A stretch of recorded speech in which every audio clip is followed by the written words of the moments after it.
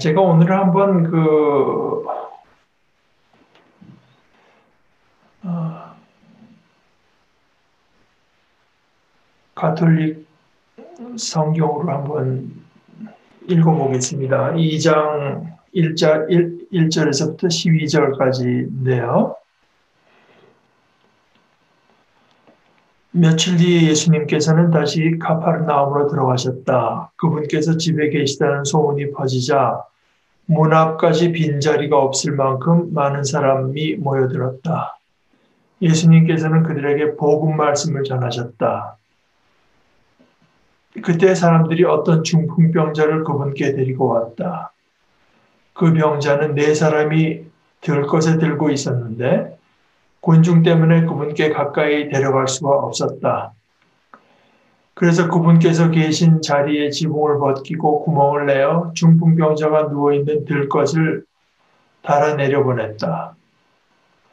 예수께서 그들의 믿음을 보시고 중풍병자에게 말씀하셨다. 얘야, 너는 용서받았다. 율법학자 몇 사람이 거기에 있다가 마음속으로 의아하게 생각했다. 이 자가 어떻게 저런 말을 할 수 있단 말인가? 하느님을 모독하는군. 하느님 한 분 외에 누가 죄를 용서할 수 있단 말인가?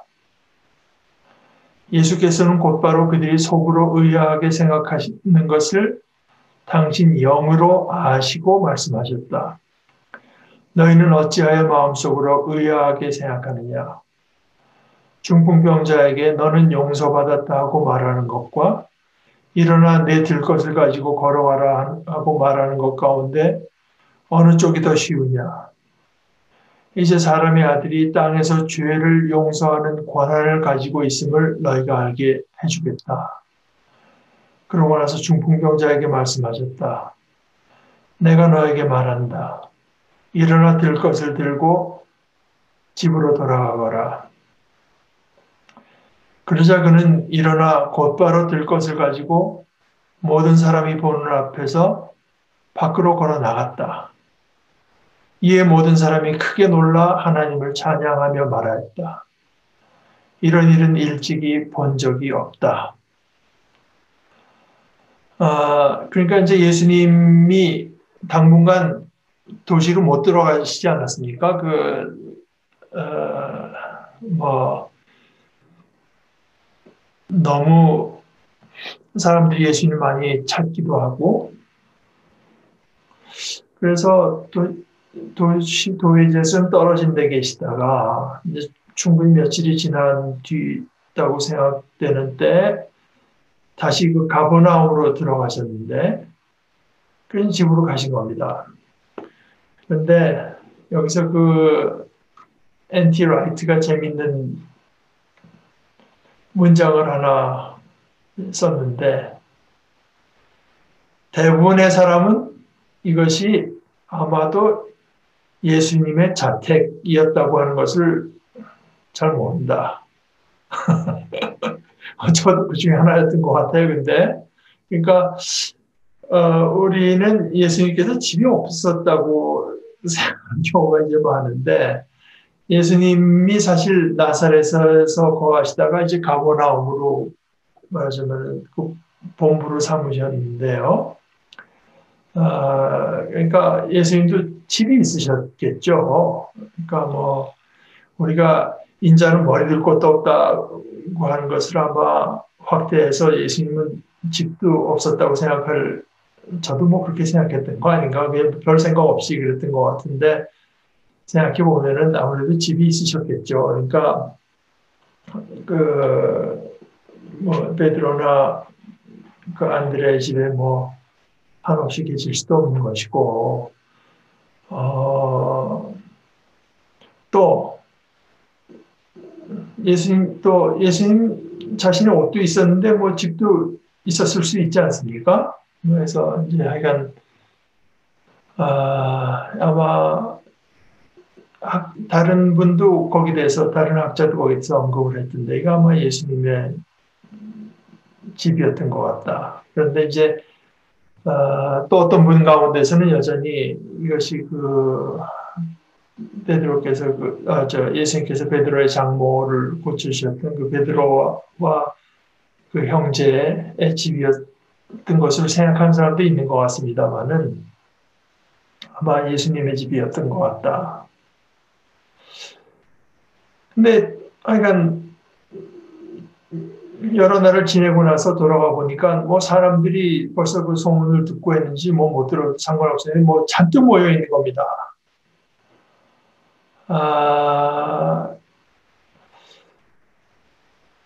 그래서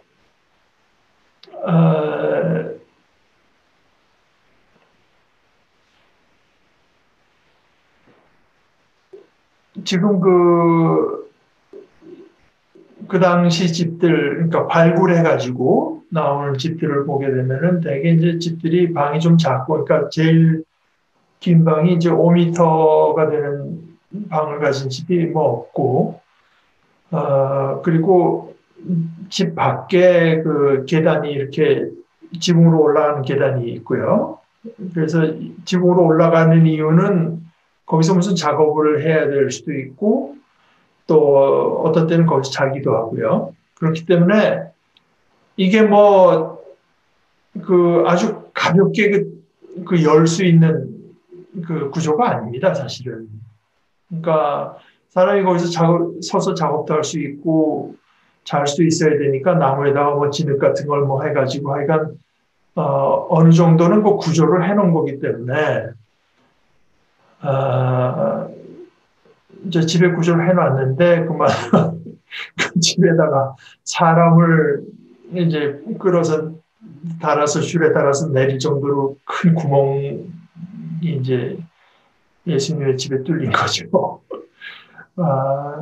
그런데 이제 예수님께서 이렇게 보시고 그 친구들 네 사람이 내려왔는데 그러니까 예수님께서 뭐 그 사람들하고 무슨 대화를 나눈 건 아니라고 해도 이게 그 사람들이 그 난관을 헤치고 끌고 와서 여기 내릴 때는 예수님에게서 어떤 치유, 구원이 있을 수 있다는 그 믿음이 있었던 것을 이제 보시고 나서 예수님께서 느닷없이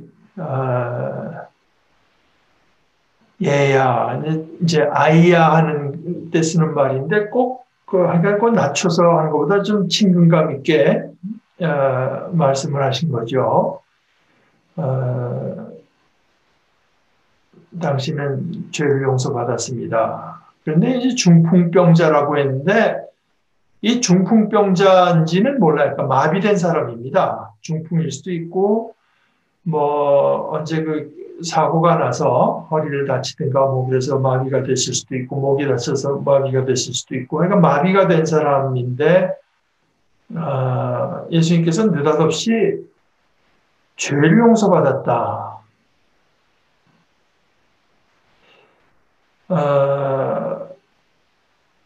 근데 이제 여기 대해서는 이제 몇 가지 그 합리적인 해석이 가능한데, 첫째는 뭐 그 사람의 그 마비된 것이 죄와 관계가 있을 수도 있고요. 그러니까 근본적으로 너는 이제부터 죄인이 없는, 우리가 예수 믿고 죄를 다 사함을 받는 뭐 그런 의미에서 죄를 용서받았다고 하는 뜻이라기보다는 이 모든 질환이나 모든 불행이 다 죄와 연관되어 있는 건 아니지만 이 경우에 뭐 그랬을 수도 있다고 생각할 수 있고 또 하나는 그 누워 있는 그 당사자가 이제 그렇게 생각하고 믿어서 그에게 어떤 더 근본적인 확신을 주기 위해서 이렇게 말씀하셨다고도 볼 수 있죠. 근데 뭐 어떤 경우인지는 뭐 지금 마가도 밝히지 않고 있고 그러니까 우리가 알 수가 없죠. 다만 너는 죄를 뭐 아주 정말 유대인들의 신앙에서는 이미 청천벽력같은 말이 그 입에서 나온 겁니다. 너는 죄를 용서받았다. 그러니까 거기 이제 율법학자 몇 사람이 거기 앉아 있다가 속으로 생각하는 게 아니 이 사람이 어떻게 저런 말을 하느냐. 이건 신성 모독이다. 우리가 영어로 블라스페미라 하는데 이제 그대로 그 헬라어에 이제 그렇게 나오는 말인데요. 이건 신성 하나님을 모독하는 말이다.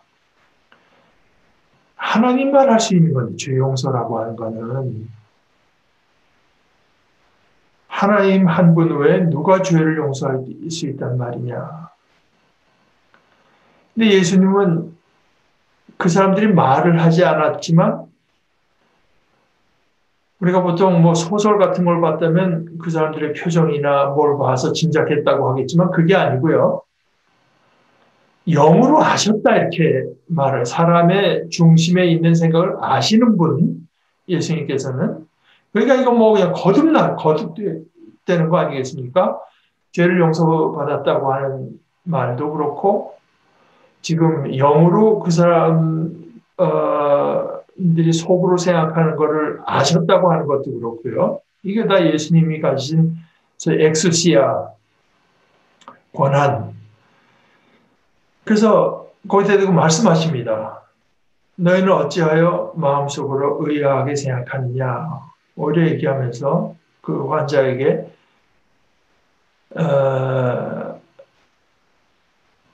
죄를 용서받았다. 내가 이렇게 말하는 것과 그에게 일어나 이제 내가 이렇게 말할 건데 내 들 것을 가지고 걸어가라 하고 말하는 것 가운데 어느 쪽이 더 쉬우냐. 뭐 사실 둘 다 불가능한 얘기죠. 어느 쪽이 더 쉬우냐 이걸 꼭 이거 뭐 달아보라고 하는 말보다도 뭐 이거 생각하기에 따라서는요. 그런데 너는 죄를 용서받았다 하고 말하는 것과 그러니까 이 말하는 걸로 따지면 당연히 내 들 것을 가지고 걸어가라 하는 것이 뭐 더 어려울 수 있죠. 뭐 말했다가 당장 죄를 용서받았다고 하는 거는 겉으로는 아무런 표식이 안 나니까 말을 할 수 있을지 몰라도 이렇게 말했는데 아무것도 안 일어나면은 그야말로 이거 참 낭비 아닙니까? 그러면서 이제 사람의 아들, 인자, 사람의 아들이 땅에서 죄를 용서하는 권한을 가지고 있음을 너희가 알게 해주겠다. 이건 정말 엄청난 선언입니다. 옛날에 그 제사장들이 하나님께서 용서해 주신 거를 당신이 용서받았습니다 하고 선포해 줄 수 있어요. 선언해 줄 수 있어요.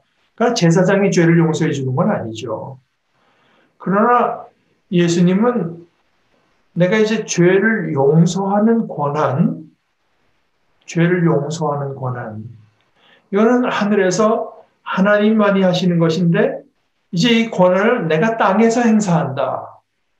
땅에서 죄를 용서하는 권한을 가지고 있음을 너희가 알게 해주겠다. 그 말씀하시면서 이 인자, 사람의 아들이라고 하는 표현을 썼습니다. 앞에도 한번 나온 표현인 줄 알지만 특히 여기서는요. 이 인자라고 하는 말이 좀 더 의미를 가지게 되는데 이걸 우리 옛 번역에는 이제 개정 개혁까지도 다 인자라고 해서 뭐 사람 인자 아들 자자에서 그대로 풀면 사람의 아들입니다. 그래서 뭐 여러분께서 들으신 분은 들으셨겠지만 박창원 목사님이 이것 때문에 신학교에서 쫓겨나가지고 그 인도네시아 선교사로 가시게 된 건데 인자라고 하는 걸 사람의 아들로 번역했다고 해서 그러니까 반대하는 측 사람들은요 인자함을 어딘가 인자한 분위기도 나고 그러는데 이걸 사람의 아들이라고 번역을 해놔가지고 참 하여간 뭐 그건 곁가지 이야기고 사람의 아들입니다. 예수님께서 자신을 가리키실 때 아마 가장 즐겨 쓰신 용어 같습니다. 사람의 아들. 이게 왜 예수님께서 이 표현을 쓰셨는가? 이제 이것이 뭐 여러 가지 해석이 뭐 내가 전에 김세영 교수 뭐 무슨 강의한 걸 어디서 이렇게 보니까 뭐 한 14가지가 뭐 인자에 대한 사항을 적은 게 있던데 이제 가장 중요한 것은 그냥 이것이 사랑이라는 뜻도 됩니다. 그러니까 이제 에스겔서 같은 데서 하나님께서 에스겔을 부르실 때 인자야, 인자야, 인자야 계속 계속 부르시는데 그때는 너는 사람이다. 그러니까 하나님의 말씀을 받고 어떤 환상 중에 하나님께서 보여주시는 여러 가지 신비로운 경험이 있고, 뭐, 자기가 하나님의 영에 이끌려서 뭐, 바빌론에 끌려가 있던 사람이 저쪽 예루살렘의 것도 보고 오고, 이제 뭐, 그러나 너는 사람이다. 사람에 지나지 않는다. 그래서 그 영어로 그때 이걸 번역하면서 mortal, 그러니까 mortal, 죽을 존재라고 하는 거죠. 뭐 이렇게 번역한 데들도 있습니다. 근데 하여간 그런 뜻도 있지만, 그러니까 예수님께서 그 말을 할 때 사람들은 이게 그런 뜻으로 하는 얘기인가 보다 이렇게 받아들일 수 있는 데고, 그러나 대개 이제 우리가 동의하는 거는 이것은 예수님께서 말씀하신 거는 그 구약성경 다니엘서 7장이에요. 다니엘이 이제 꿈을 꿉니다. 꿈과 머릿속에 떠오르는 환시를 보았다. 그는 그 꿈을 적어두었는데 하면서 다니엘이 꾼 꿈 이야기가 나옵니다. 뭐 그러다가 쭉 얘기하다가 제가 중간중간에 몇 절 읽어볼게요. 9절에는 이렇게 다니엘 7장 9절에 내가 보고 있는데 마침내 옥좌들이 놓이고 연로하신 분께서 자리에 앉으셨다. 그분의 옷은 눈처럼 희고 머리카락은 깨끗한 양털 같았다. 그분의 옥좌는 불꽃 같고 옥좌의 바퀴들은 타오르는 불 같았다. 뭐 연로하시다. 이게 뭐 노세의 개념이 아니라 이제 옛적부터 계신 분이라고 하는 뜻이겠죠. 불길이 강물에서 뿜어나왔다. 그분 앞에서 터져나왔다. 그분을 시중드는 이가 100만이요. 그분을 모시고 산 이가 억만이었다. 법정이 열리고 책들이 펴졌다. 이제 그러다가 그게 이제 10절의 말씀이고요. 그 다음에 13절에 이렇게 말합니다. 내가 이렇게 밤의 환시 속에서 앞을 보고 있는데 사람의 아들 같은 이가 하늘의 구름을 타고 나타나 연로하신 분께 가자 그분 앞으로 인도되었다. 사람의 아들 같은 이가 하늘의 구름을 타고 나타나. 그러니까 이분은 출처가 하늘입니다. 출처가 하늘인 분인데 사람의 아들 같은 분입니다. 그래서 그분이 그 연로하신 분 앞으로 인도되었습니다. 그리고 14절에는 뭐라고 말하고 있는가 하면은 그에게 통치권과 영광과 나라가 주어져 모든 민족들과 나라들, 언어가 다른 모든 사람들이 그를 섬기게 되었다. 그의 통치는 영원한 통치로서 사라지지 않고 그의 나라는 멸망하지 않는다. 여러분들이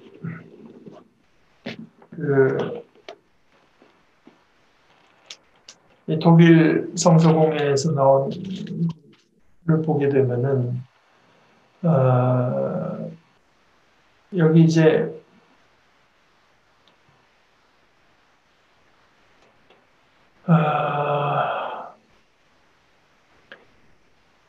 해설이 나오는데요. 그 구절에 그 다음에 곧 해설의 뒷부분에 18절과 27절의 풀이에 따르면 하는 것처럼 이 성경 본문에 이제 풀이가 나오는데 그 지금 두 번째 읽은 부분이 14절이고요. 그 다음에 18절에 보게 되면은 그러나 지극히 높으신 분의 거룩한 백성이 그 나라를 이어받아 영원 무궁히 차지할 것이다. 사람의 아들 같은 분이라고 했고 또 여기서는 거룩한 백성이 높으신 분의 거룩한 백성이 그 나라를 이어받는다. 저 뒤에 27절에도요. 나라와 통치권과 온 천하 나라의 위력이 지극히 높으신 분의 거룩한 백성에게 주어지리라. 그들의 나라는 영원한 나라가 되고 모든 통치자가 그들을 섬기고 복종하리라. 그래서 여기 그 사람의 아들 같은 이, 인자 같은 이는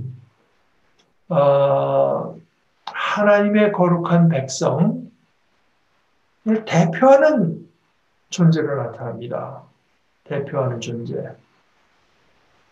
그리고 마지막 때 이제 나타나는 존재. 그 종말론적인, 그러니까 이분이 이제 나타나는 것으로서 하나님의 통치가 드디어 그 본 모습을 드러내는 그런 존재로 나타나는 것입니다.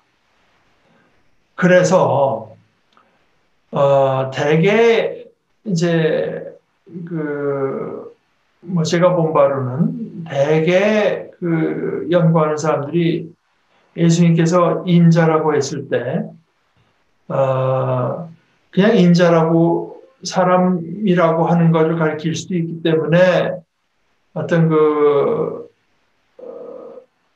본인은 이 지금 다니엘서의 이 인자를 생각하고 말씀을 하시지만 다른 사람들에게 당신은 그리스도입니다. 뭐 이런 말처럼 어떤 정치적인 함의 그러니까 연결되지 않은 표현을 드러내면서 감추시는 뭐 그런 표현이었기 때문에 그 말로 이제 예수님의 사역이 하시는 일이 그렇게 방해를 받지 않을 표현이었기 때문에 예수님께서 이제 제일 즐겨 쓰시는 표현일 거라고 생각합니다. 김세윤 교수 같은 이가 주목한 거는 여기 보통 인자라고 할 때 그 앞에 사람의 아들 이제 헬라어나 되게 히브리어 특별히 구약 히브리어에서 벤 아담에서 앞에 그 아들이라고 하는 데는 우리가 번역하자면은 관사가 없거든요. 정관사가. 그런데 헬라어를 하기에는 거의 일부러 정관사를 넣어서 좀 부자연스러운 표현이지만 우리말로 하자면은 그냥 사람의 아들이 아니라 그분의 말로는 이거는 꼭 그 사람의 아들이라고 번역해야 된다. 그 사람의 아들. 그래서 그분이 이제 인용할 때 the 하고 그 다음에 이제 헛다운표 son of man 하고 이제 헛다운표를 닫고 이런 식으로 합니다. 그러니까 그 사람, 그러니까 어떤 지칭성이 굉장히 강화되는 거죠. 지칭성이. 다니엘서의 마지막 때에 나타나실 그 인자 같은 이, 그러니까 나라와 권세와 통치권 뭐 이제 이런 영광 이것을 이제 하나님으로부터 받는 그런 존재로서 인자라는 용어가 쓰인 것이다. 이제 이렇게 하는 것이 특히 오늘 본문하고도 잘 들어맞죠. 사실 이게 예수님께서 지금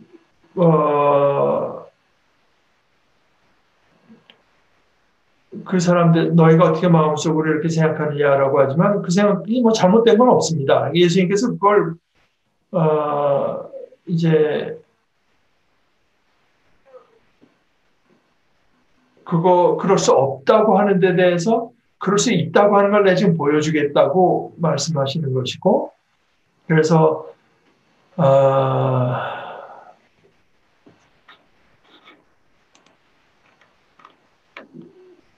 네, 침상을 가지고 여기 침상이라고 번역한 말은 사실은 이제 헬라어를 보게 되면 이제 가난한 사람들의 쓰는 침구라고 하죠. 여기는 사실 지금 오늘 이 이야기는 굉장히 많은 어떤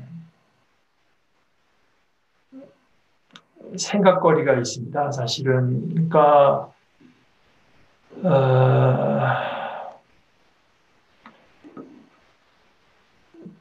아까 말씀드린 탐 라이트 같은 사람은 이 이야기가 맨 14장에 가서 가야바 앞에서 예수님께서 이제 그러니까 신문 받으시는 내용하고 이어져 있다.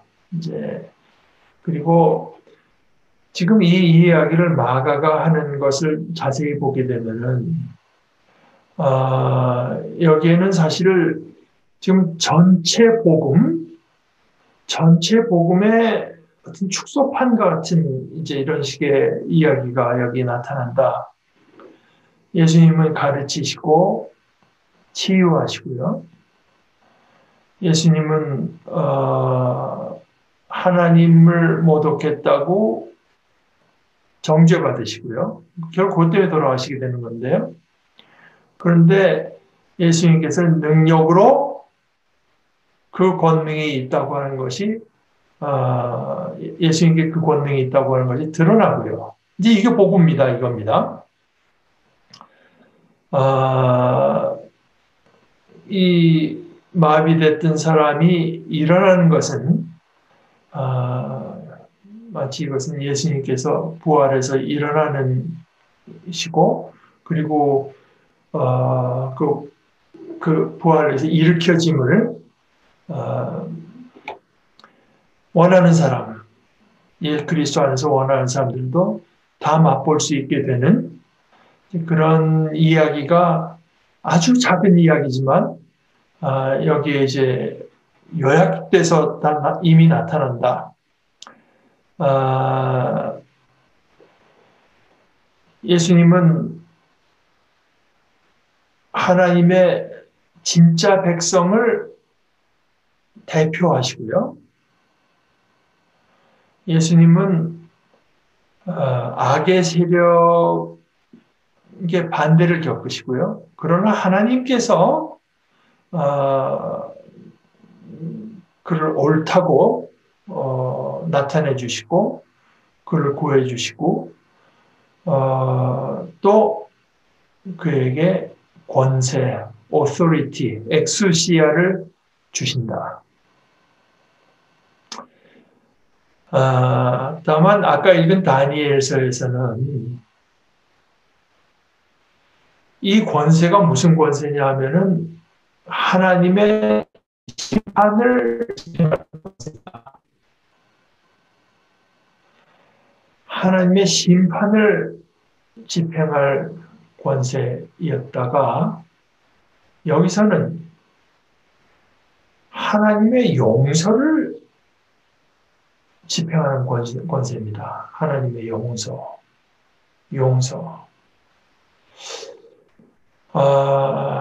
이 용서라고 하는 것은 사실 성경에서 너무나 특히 그 예수님의 말씀에서는 너무나 중요한 것이기 때문에 우리가 이건 한번 다시 생각해 볼 필요가 있다고 봅니다. 그러니까 C.S. 루이스 같은 사람도 여기 대해서 누누이 강조를 하죠. 너희가 남을 용서하면 이제 너희도 용서받는다. 그렇지 않으면 너희도 용서받지 못한다. 여기에는 어떤 엑스큐즈가 없다. 용서하지 않으면서 나를 용서해달라고 하는 것은, 남을 용서하지 않으면서 용서해달라고 하는 것은 마치 나는 구원받지 않겠는데 나를 구원해 주십시오 하는 것과 똑같은 이야기다.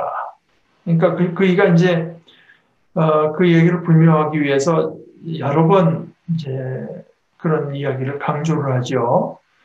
뭐,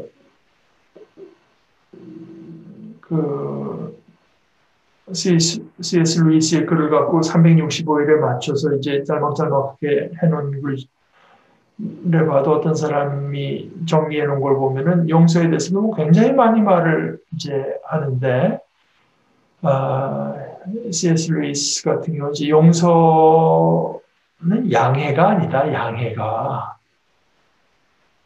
이해가 아니다. 아, 제가 뭐 이렇게 해서 이럴 수밖에 없었습니다. 이걸 받아들인 거, 그건 이해해 준 거지 용서가 아니다. 용서는 죄를 용서하라고 하는 건데, 아무리 모든 걸 갖다 놔봐도 진짜 나쁜 놈. 정말 악한 짓. 그걸 용서하라는 거다, 그거를. 하나님 앞에 나아가서 용서를 구할 때도 바로 그거 자꾸 하나님과 핑계대고 이제 설명하려고 들면은 그 하나님께 양해를 얻게 되는 거지 용서받게 되는 게 아니다. 용서라고 하는 건 참 어렵지 않느냐. 뭐, 그이가 참 좋은 것은 우리와 같은 그야말로 성경을 가진 자로서 분명한 표현을 해서 좋은데 가끔 보는 사람, 한 번 보는 사람 용서하는 것은 쉽다.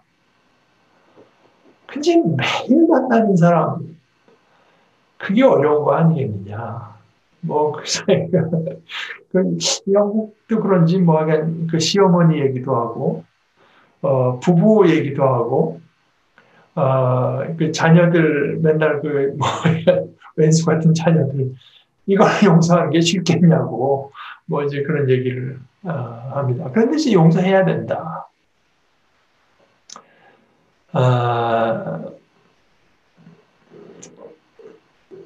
제가 신학교 다닐 때, 그 어떤 클래스가 이제,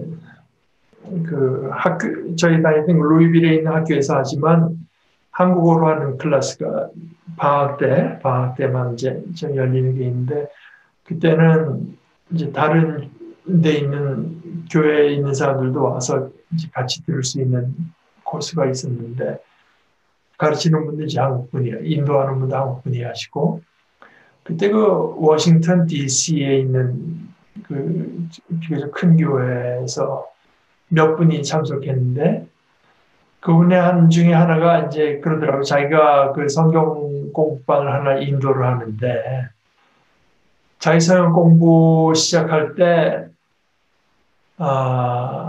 자기가 꼭 하는 거는, 이제, 우리 하나의 말씀 나누기 전에 용서. 내가 용서 못한 사람 있으면 좀 용서하십시오. 더 나아가면 이제 화해 못한 사람은 화해인데 그 화해는 그렇게 마음으로만 되는 건 아니죠. 그 양방 간의 문제니까요. 참 용서는 어렵죠. 그러나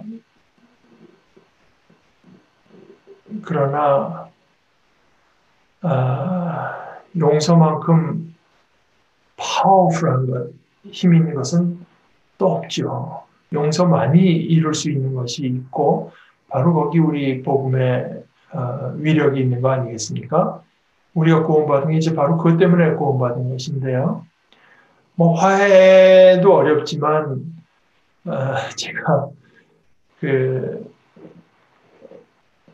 성지에 가서 그때 클래스 하나를 클래스 그 내용이 성지 가서 보고 나중에 리포트 하나 쓰는 건데요. 그때 우리 신약 교수가 우리랑 같이 갔었는데 그분이 그러니까 하루 종일 성지를 보고 와서 이제 식사하고는 강의를 하나 이제 진행합니다. 근데 그때 그 강의 때 제가 가끔 얘기했던 캐나다 사람인데 이제 변호사를 하다 지금 신약 교수하는 분인데 첫날 그분이 그래요. 첫날이 아닌가? 예루살렘으로 갔을 때인가 하여간 그런 얘기를 해요. 자기는 이 현장에서 와서 이렇게 강의하는 걸 참 좋아한다고 그러면서 여러분 지금 우리가 예를 들어서 그 갈릴리에서 예루살렘까지 차로 얼마나 왔느냐. 그런데 제물을 드리는 것은 지금 요 예루살렘 성전에 와서 드리는 건데요. 예수님께서 성전에서 제물을 드리려다가 화해하지 못한 사람이 있는 게 생각나면은 가서 화해하고 와서 제물을 드리라고 하잖아요. 그러니까 그거를 아마 걸어가게 되면 며칠간 가서 화해를 하고 와서 이제 뭐 차 타고 뭐 그저 몇십 분 가서 오라는 이야기가 아니라 그렇게 하라는 얘기다. 뭐 화해도 어렵지만 용서야 뭐 더 말할 것도 없이 참 어려운 얘기인데 사실 용서라고 하는 거는 뭐 오늘날 특히 이렇게 우리 한국도 그렇고 뭐 더 험악하게는 지금 미국이 훨씬 더 험악한 걸 여러분은 보지 않습니까? 이건 뭐 기자가 가서 얘기하는데도 뭐 그냥 총 쏘는 연습하고 그러니까 자기들은 이 텍사스 주는 여차하면 미국 연방으로부터 탈퇴도 하겠다는 거죠. 뭐 그냥 그러면서 그냥 지금 자기들은 트럼프가 대통령이 될 거를 그걸 뺏겼다고 지금 무장들을 막 하고 이제 그러면서 어떤 그 힘으로 자기들 빼앗긴 권리를 찾겠다고 뭐 근데 그 멘탈리티 속에는 언제나 보복 힘을 통한 보복 이제 이것을 말을 하고 사실 용서가 있으면은 아무리 정치적인 견해가 다르다고 해도 사회든지 뭐 교회든지 뭐 직장이든지가 이렇게 그렇게까지 갈라지지는 않죠. 근데 참 라이트가 이제 영어로 그러니까 힘으로 한번 이제 보복을 하고 해야 된다고 하는 사람들이 하는 말을 영어로 이제 그 사람들이 하는 말을 들어보면 It is the only language they understand. 그러니까 걔네들이 힘으로 하기 전에는 도무지 말을 이해를 못한다. 그거는 그들이 이해할 수 있는 유일한 언어는 우리가 힘을 행사하는 거다. It is the only language they understand. 그래서 뭐 폭탄을 어디다가 더 장치하기도 하고 또 총을 이제 쏘기도 하고 이렇게 하는데요. 그러나 예수님께서 지금 보여주시는 이 모습은 그 용서. 그런데 그 용서 하게 되면은 사람들이 다 그걸 좋아하느냐? 그게 아닙니다. 용서 받은 사람만 좋아하죠. 그건 뭐 쉽게 알 수 있습니다. 한국에서도 뭐 저 인간 같지 않은 걸 용서한다 이렇게 되면 사람들이 좋아하냐? 그게 아니지 않겠습니까? 사람들이 다 반대하고 나섭니다. 그런데 용서가 없이는 정말 그 새로운 삶이라고 하는 것은 생겨날 수가 없습니다.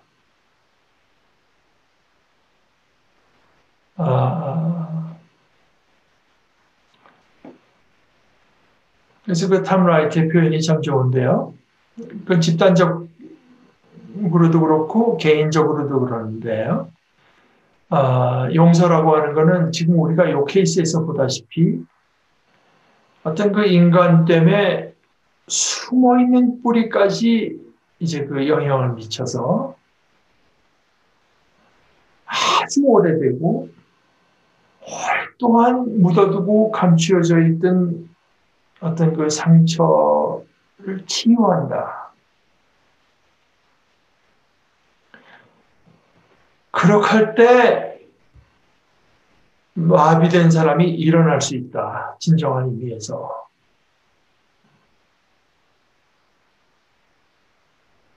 사실 그 마비된 사람, 뭐 양심이 마비된 사람도 있을 수 있죠. 도덕성이 마비된 사람도 있을 수 있죠. 그런 사람들을 일으키는 것은 용서가 아니면 되지 않는다.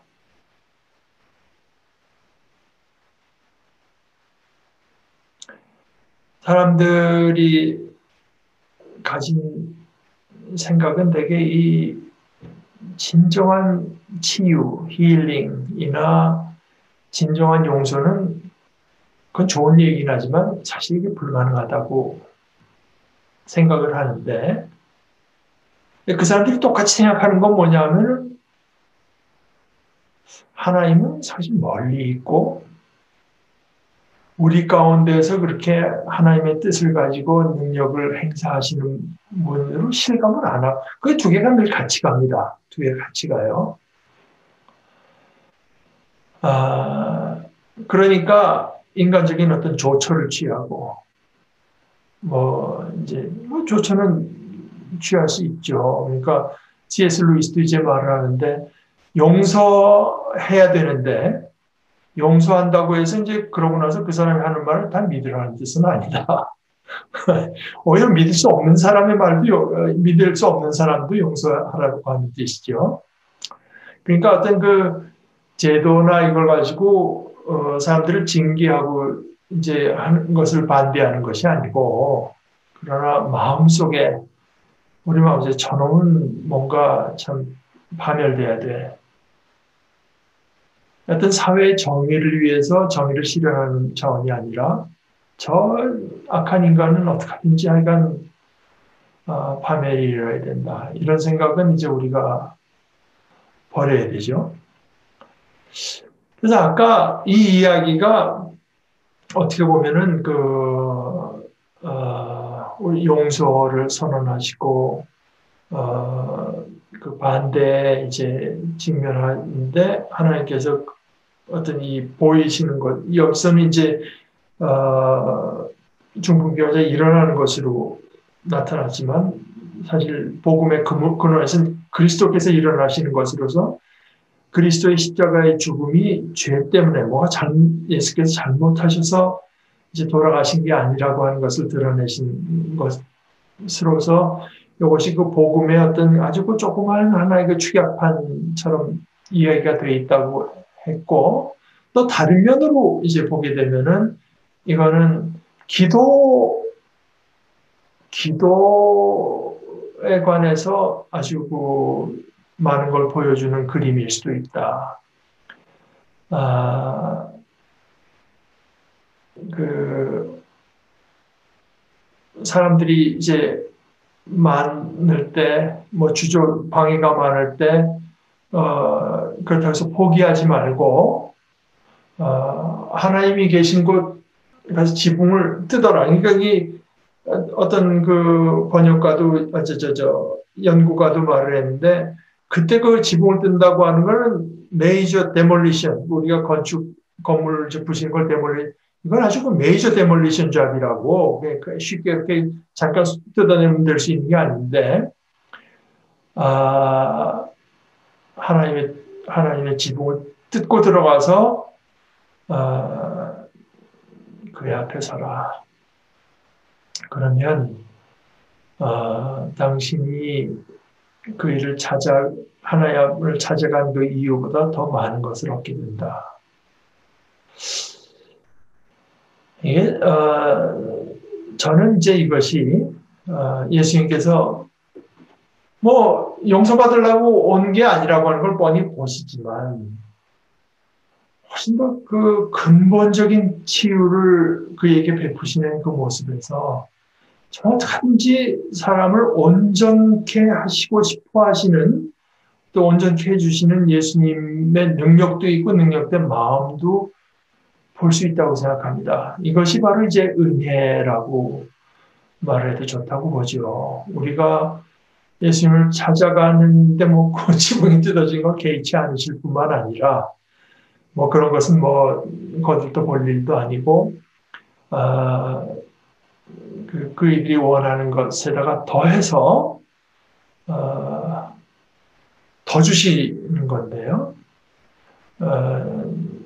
뭐 여기 대해서 이제 이 이야기는 뭐 사실 여러분들도 한번 놓고 이모저모로 굴리면서 생각을 해보십시오. 어떤 분은 또 이런 말도 했어요. 이거는 뭐 아주 옛날 교부가 한 이야기인데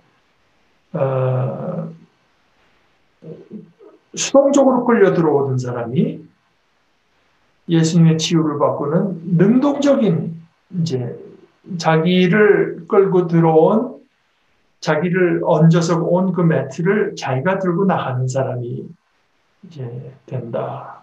뭐 이런 것을 본 분도 있습니다. 그러니까 여러분들도 이런 이야기를 갖고 한번 좀 곰곰이 이모저모로 굴리면서 생각할 수 있는 많은 거리가 있는 이야기입니다.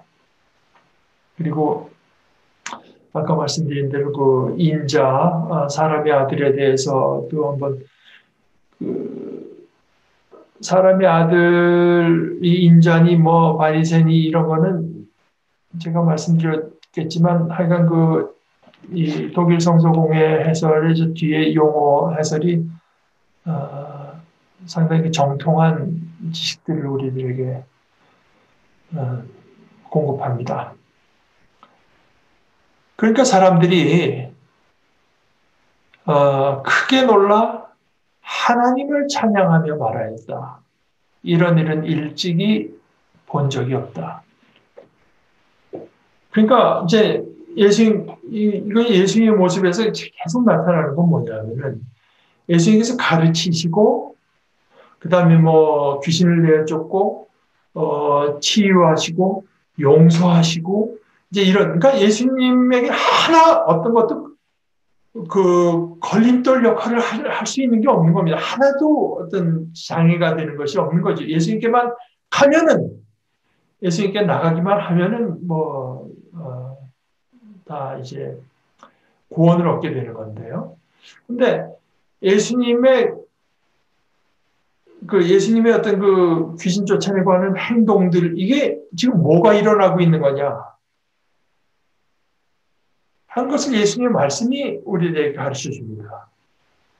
예수님께서 하나님의 나라를 선포하시고 가르치신 것이 말하자면 이런 거라고 하는 것이 예수님의 행동에서 드러나요. 그러니까 예수님의 가르침과 예수님의 뭐 병 고치시고 귀신 내어 쫓으시고 하는 것들이 이게 완전히 꼭 인테그레이트가 돼서 그러니까 하나처럼 돼서 이런 것은 뭐 이 사람들이 이제 그러니까 사람이 그러니까 예수님께서 죄의 용서 하나님께서 이루신 죄의 용서를 선포하는 것이 아니라 죄를 용서해 주시는 분.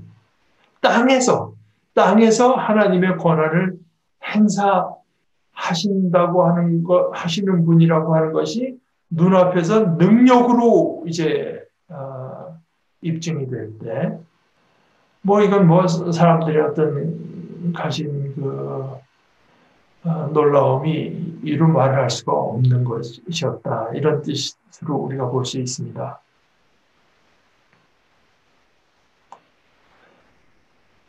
예수님께서 다시 호숫가로 나가셨다. 군중이 모두 모여오자 예수님께서는 그들을 가르치셨다. 그 뒤에 길을 지나가시다가 세관에 앉아있는 알페오의 아들 레위를 보시고 말씀하셨다. 나를 따라라.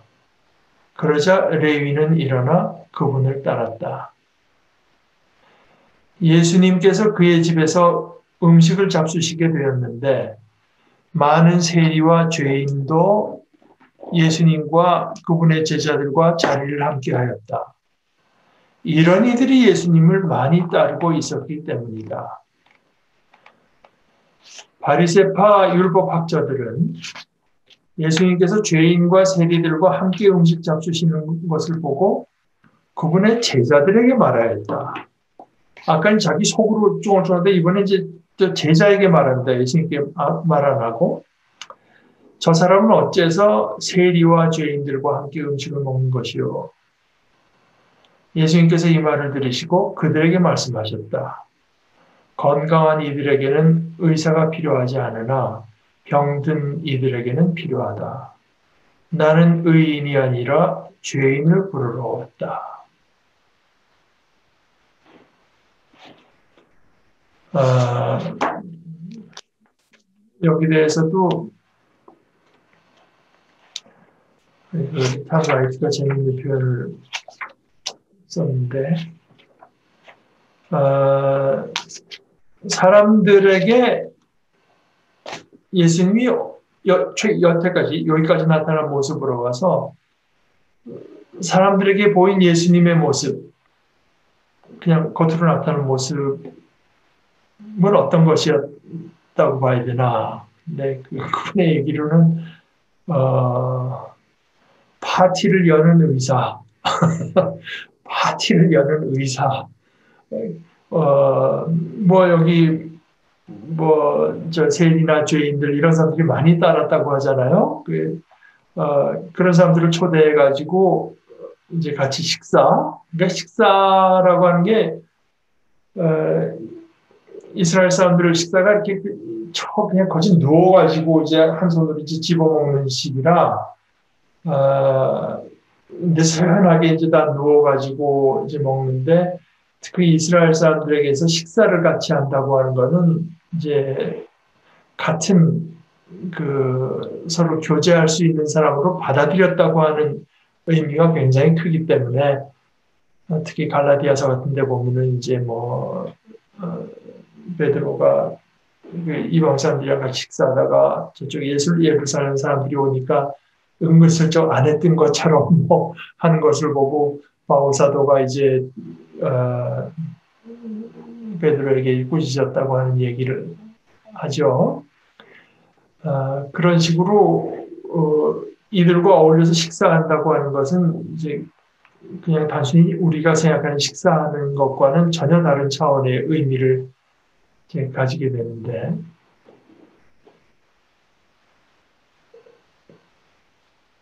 레위의 집에서 이제 음식을 잡수시는데 많은 세리와 여기 죄인이라고 하는 말에는 이제 많은 번역에는 그 앞뒤로 따옴표를 쳐서 소위 죄인, 그러니까 그 사회에서 죄인으로 취급받던 사람들. 그러니까 여기 뉴 인터내셔널 버전 같은 데도 sinners, 죄인들의 앞뒤로 따옴표를 쳐서 예를 들어서 모세의 율법도 지키려 하지 않고 또 사회적으로도 이제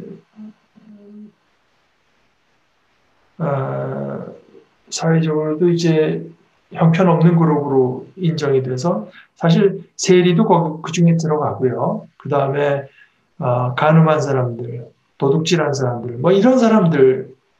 근데 예수님께서 그들과 같이 식사를 하시는데 이 세리라고 하는 거는 이게 지금도 그렇게 난 세무서에 있다고 하는 것으로 존경받는 사람은 별로 본 적이 없는데 그런데 그 당시로서는 훨씬 더하죠. 이것은 로마의 식민지로 있는데 로마가 직접 또 와서 폭력을 행사하는 것보다는 그 유대인 중에 이제 헤롯을 통해서 통치를 하는데 세리는 동족의 돈을 뜯어가지고 요구된 것보다 더 뜯어 써야 됐나 봐요. 그러니까 상납도 해야 되고 이제 이러니까. 그러니까 원성이 인간 취급을 못 받던 거죠. 여기 이제 그 레위라고 돼 있지만 이것이 사실은 앞에 그 마태복음 보실까요? 마태복음 9장 9절에 보게 되면은 예수님께서 그곳을 떠나 길을 가시다가 마태라는 사람이 세관에 앉아 있는 것을 보시고 말씀하셨다. 나를 따르라. 그러자 마태는 일어나 그분을 따랐다. 그래서 이제 마태입니다. 마태복음 10장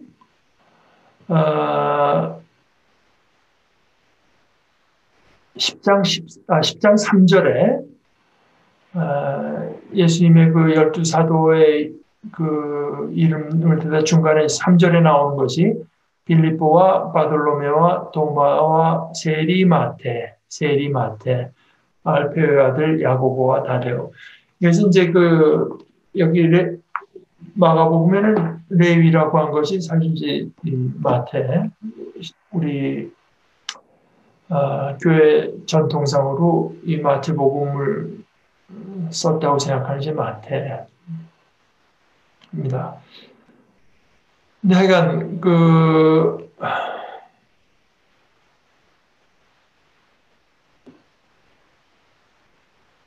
2장 그래서 길을 지나가시다가 세관에 있는 알페오 아들 그러니까 여기서 이제 그 라이트 같은 사람은 좀 상상력을 동원을 해서 이 사람이 평소에 자기 동족들이 자기를 바라보는 눈과 자기를 대하는 태도가 어땠겠느냐고. 공공연히 죄인으로 이제 분류되는 사람들인데,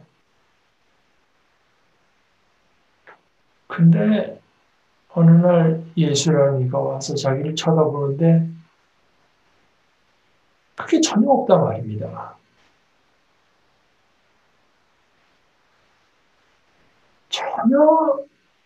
전혀 멸시하는 게 없고 우습게 보는 게 없고 오히려 나를 따르라.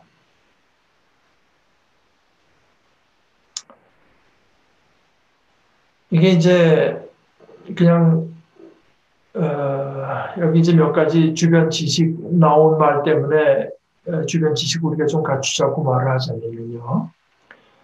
그 헤롯 집안에 더 그레이트 헤롯이 있습니다. 대헤롯, 꼭대기 헤롯. 그 대헤롯은 BC 4년에 죽어요. 그래서 그가 다스리던 헤롯 왕인데요, 말하자면은. 그러니까 로마가 세우신 왕이죠. 그 왕이 아들이 셋이 있었는데 셋에게 이제 분배가 됩니다. 분배가. 이 갈릴리 호수가 있고 갈릴리 호수의 이쪽 동쪽, 지금은 골란고원에서 시리아로 나가는 이제 이쪽이 헤롯 빌립입니다. 빌립이 이제 그쪽을 이제 이어받고요. 그 다음에 이 남쪽 예루살렘, 뭐 유다 이쪽은 아키오라스, 그러니까 아킬라오라고 되지 않은지 그이가 남쪽을 이제 받고 안티파스 이 사람이 이제 갈릴리와 그 북쪽을 받게 돼서 이게 서로 이제 왕이 달라졌어요. 그래서 이쪽으로 갈 때도 이제 세금을 내고 하는데 예를 들어서 이쪽 그 아킬레온의 땅에서 빌립의 왕국으로 가려면은 이제 통행세식으로 세금도 내고 하는데 그 마지막 세금 낼 수 있는 도시가 그 가버나움에 있고 그래서 그 마태가 거기서 여러 사람들의 참 사람 같지 않은 사람을 쳐다보는 그걸 겪으면서 이제 살고 있었던 것 같다.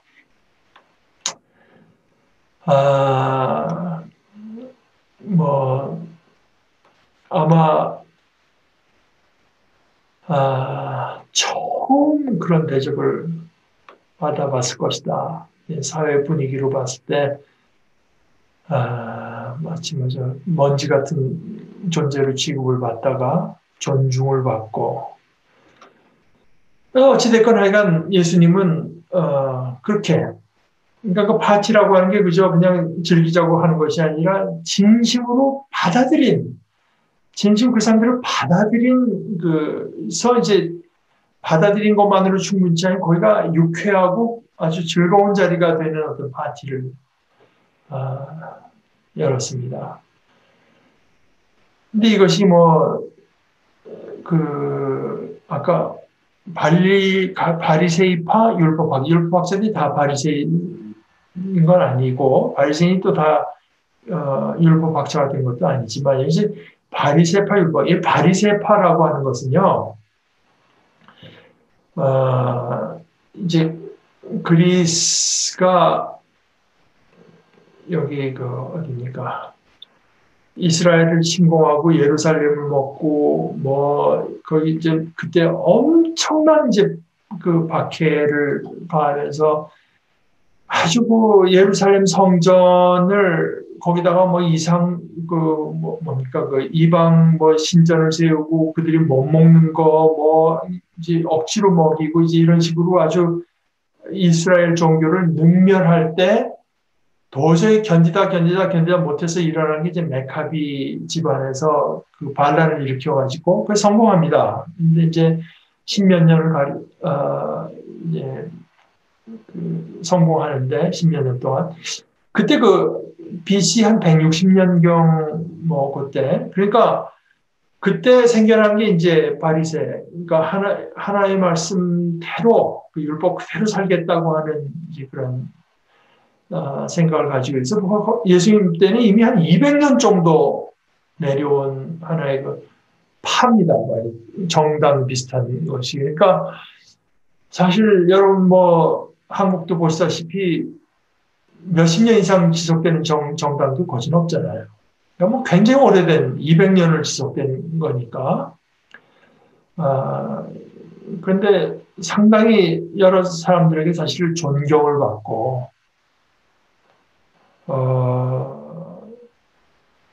지금 여기서 예수님, 그러니까 자기들 조상으로부터 이어받은 종교가 제대로 지켜지는가? 지켜져야 된다고 하는 사람이고, 예수님과 같은 어떤 눈에 확 띄는 사람이 이제 나타났을 때는 그 사람의 행동을 이제 예의주시하는 것이 이 사람들이 생각하기에 이제 잘못된 게 없죠. 잘못된 게 없지만 그것은 충분치가 않다. 이것이 이제 예수님에 의해서 비로소 드러나게 됩니다. 사실 바리새인들이라고 우리가 참 욕하게 되는 것은 예수님에 의해서 그분들이 믿고 하던 것이 얼마나 화석화가 되었는가, 굳어져 버렸는가 하는 것이 드러나기 때문인데요. 그러니까 우리 인간들이 정말 하나님을 사랑하고 하나님에 대해서 열린 마음을 가지고 순종하고 하나님을 사랑하고 의지한다고 하지만 그러나 어느 순간인가 우리의 신앙이 이제 굳어져 버리고 우리의 생각이 굳어져 버리고 우리 인간이 만들어낸 것이 마치 하나님의 것을 대신할 수 있는 것처럼 이제 한국교회 그런 거 많습니다. 어디 가나 많죠. 이제 그런 것이 예수님에 의해서 이제 결국 드러나게 되는데요. 그래서 이것이 거꾸로 사실은 예수님께서 가는 데마다 사회적으로나 문화적으로나 정치적으로나 어떤 종교적인 레벨에서 어디가든 어떤 반대 세력을 맞게 되는 이런 이야기가 이제 마가복음에서 점차 이제 마가도 사실 처음에는 괜찮았다가 나중에는 마음속으로 이렇게 하다가 세 번째는 제자들한테 가서 이제 이렇게 하다가 곧 얼마 안 가서 이제 이 사람들이 예수님을 죽일 생각까지 하게 됩니다.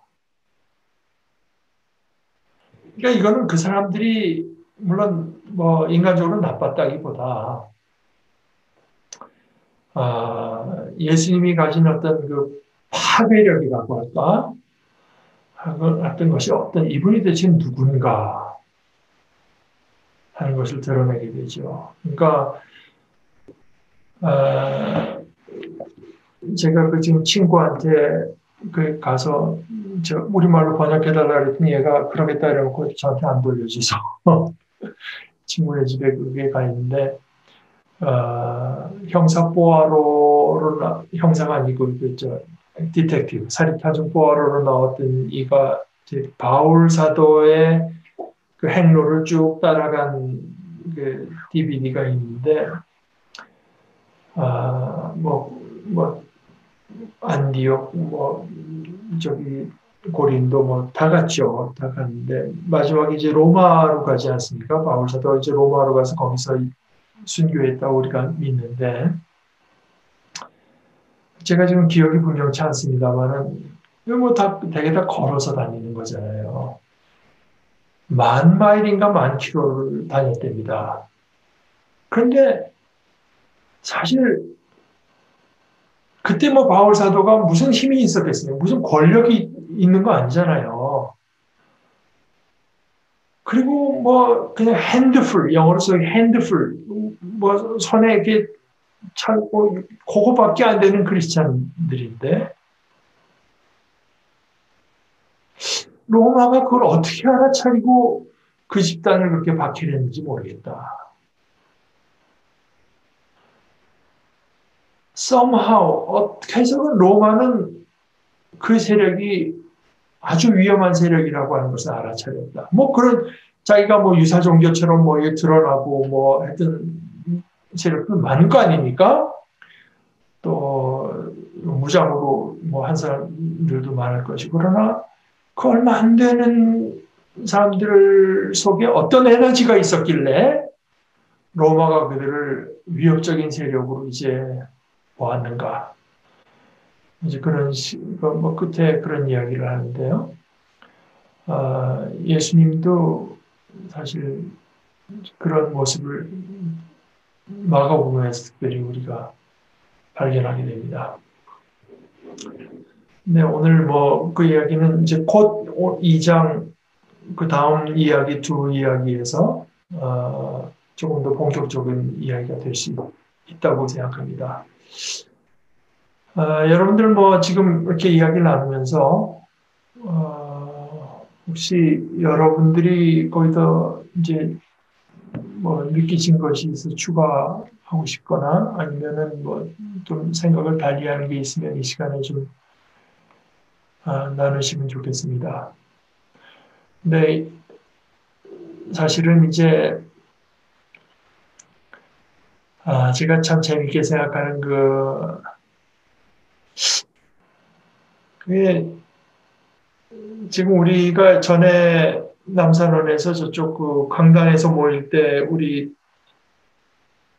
서가에 있다가 그게 한번 정리가 되면서 그 남산원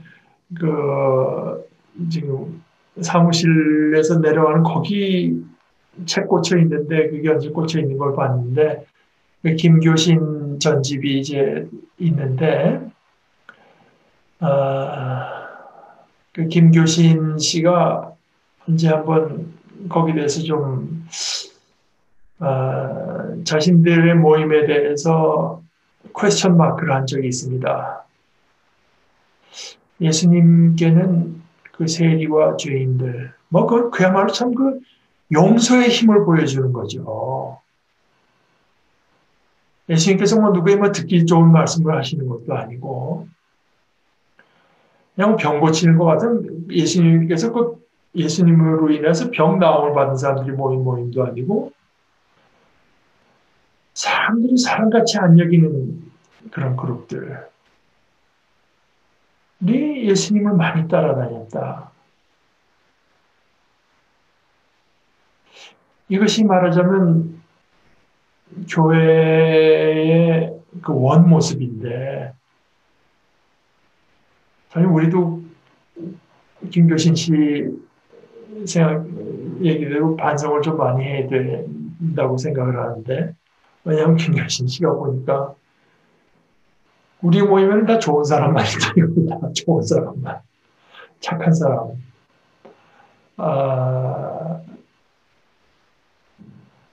순수한 사람들. 그런 사람들이 아니거든요. 그러니까 그렇게 낭만적으로 우리가 이해할 것이 아니라,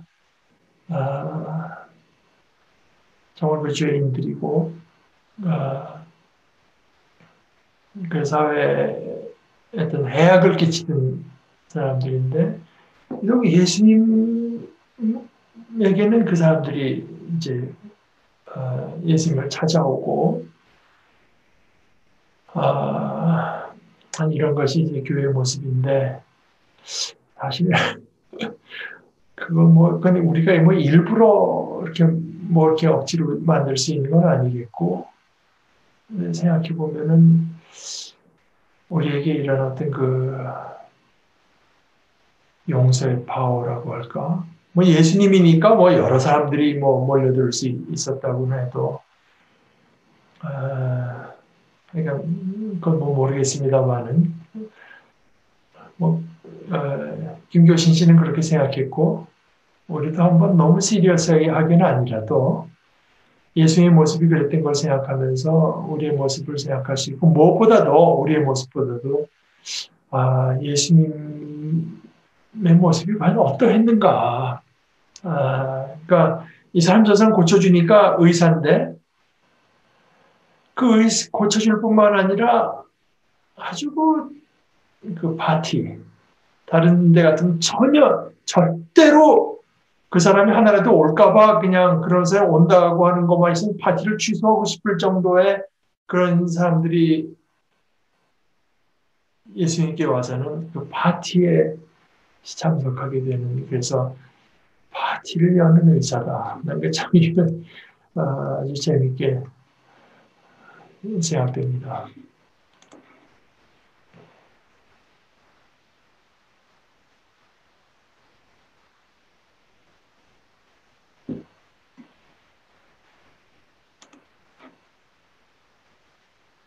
아, 제가 잠깐만 추가하면, 그, 여기서 이제 저한테 제일 중요하게 느낀, 제가 그 말씀 안 드렸군요. 건강한 이들에게는 의사가 필요하지 않으나 병든 이들에게는 필요하다. 나는 의인이 아니라 죄인을 부르. 여기는 예수님의 아주 흔들리지 않는 그 자의식, 영어로 말했죠. I'm not one of you. 그러니까 어, 우리 그러니까 옛날에 배우던 국어 시간에 배우던 뭐죠? 까마귀 도는 곳에 백로야 가지 말라 그랬나요? 뭐 하여간 묻을까 한대잖아요. 그 바리새인들이 가진 어떤 의의 개념이 그러니까 죄나 이런 것에부터 분리되는 거였거든요. 근데 그것은 자기가 그들과 이제 동등한 하나의 그 위치에 있으니까 그게 걱정이 되는 거죠. 예수님 출신이 나는 거기서 나는 환자 중에 하나가 아니라 내가 지금 코로나에 걸리느냐 마느냐가 아니라 그것을 치료할 권능을 갖고 오신 분이라고 하니까, 이것도 역시 예수님이 어디서 오신 분인가 하는 데 대한 아주 결정적인 예수님의 자의식이라고 할 수 있죠. 그러니까 김세영 교수 같은 이는 뭐 보니까 영어로 뭐 무슨 표현을 썼던데, 그러니까 어, 서로 엮여가지고 서로 어울리다가 이제 말하면 정결함을 잃어버린다는 것이 바리새인들의 생각이었다면, 예수님은 연합해서 거룩하게 만든다. 연합하여 거룩함을 이제 주신다. 그런 전혀 다른 어떤 그 하늘에서 오신 분이라고 하는 이런 모습이 드러나 있다고 하는 거죠.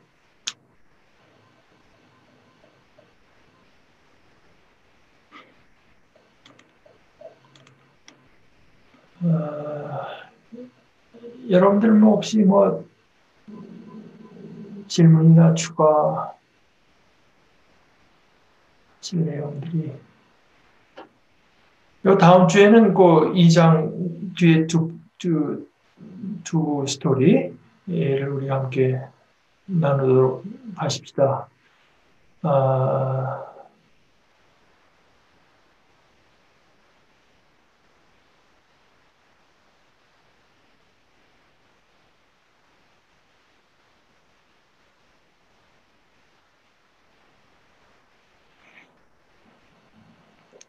뭐 특별히 여러분들께서 나누실 내용이 없으면 제가 기도하고요. 오늘 우리 모임 마치도록 하죠.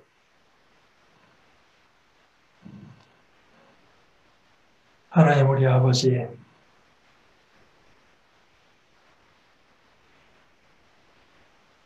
예수님께서 저희들을 위해서 찾아오신 이야기, 저희들 가운데 행하신 이야기를 함께 나누는 것만으로도 저희들에게는 기쁨이 있고 하나님을 향한 감사가 더하게 되는 것을 감사합니다. 저희들에게는 너무나 문제가 많고 저희들이 처한 이 처지 속에서 저희들은 그야말로 하루하루를 신음하다시피 살아가는데 우리 주님께서는 그런 저희들의 모습을 조금 개선하러 오신 것이 아니라 온전케 하시기 위해서 오신 것을 생각하고 또 예수님이 하늘의 권세를 갖고 오셨기 때문에 하나님의 용서하시는 권세, 치유하시는 권능, 저희를 억누르는 것에서 저희를 해방하시는 이 권능을 힘입어서 저희들의 생각이 어떻건 하나님께서 마음에 품으시고 예수님께서 오신 그 목적대로 저희들이 언젠가는 온전케 될 것을 그 믿음을 더할 수 있게 하시니 감사합니다. 이곳으로 저희들의 삶에 산 소망이 있게 하셨사오니 주님의 성령께서 이 예수님의 모습 속에서 이 소망이 저희 속에 살아있고 이 믿음이 저희를 움직이고 저희들의 생각과 저희들의 행동, 저희들의 마음을 주장하여 저희도 또한 이 선하신 하나님께 우리의 삶을 맡기고 이 땅에서 용서하는 주님의 자녀들 되게 하여 주시옵소서. 예수님의 이름으로 기도합니다. 아멘.